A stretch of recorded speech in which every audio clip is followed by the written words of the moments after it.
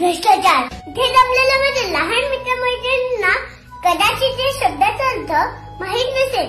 म्हणजे मला सुद्धा नाही माहिती, कारण मी सुद्धा लहानच आहे.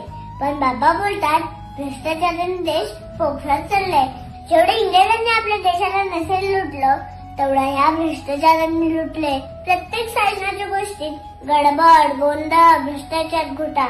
ह्यांचे घोटाळे करोड, 100 करोड, 1000 करोड, हजारो करोड. हे घोटाळे करून एवढा पचून ढेकडी देत नाही म्हणे.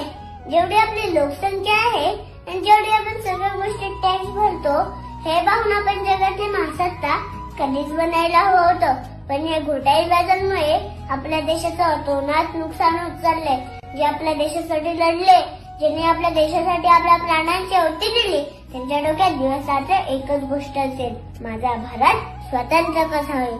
आणि या घोटाळेबाजांच्या डोक्यात दिवसाचं एकच गोष्ट असेल, आपल्या सदृढ भारताला लुटून कुपोषित कसं केलं जाईल. आणि हे सगळं ते आरामात करू शकतात, कारण त्यांना माहित आहे भारतातील भोळी भाबडी जनता गांधीजींच्या 3 माकडांप्रमाणे आहे. ते काय आपल्या भ्रष्टाचारांबद्दल बोलणार नाहीत, ऐकणार नाहीत आणि बघणार नाहीत, कारण ते स्वतःच्या समस्यांमध्ये बुडालेले असतात. बरेच लोक देशाला सामान्य जनतेला लुटून परदेशात सेटल होतात. ह्या भ्रष्टाचाराबद्दल बाबा थोडे शिकवत असतात, पण मला तर जास्त काही कळत नाही, कारण मी तर लहानच आहे ना. पण प्रश्न जर भारताला कमकुवत करण्याचा असेल तर भ्रष्टाचार बघू नका, अफरातफर ऐकू नका, बद्दल बोलू नका. असलं माकड बनून जगायला मला चालणार नाही. माझ्यासाठी राष्ट्र प्रथम, राष्ट्र सर्वोत्तम. मी या व्यवस्थेविरुद्ध नक्की लढेल.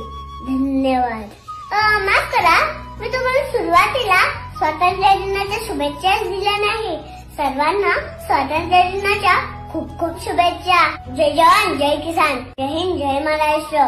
बोला भारत.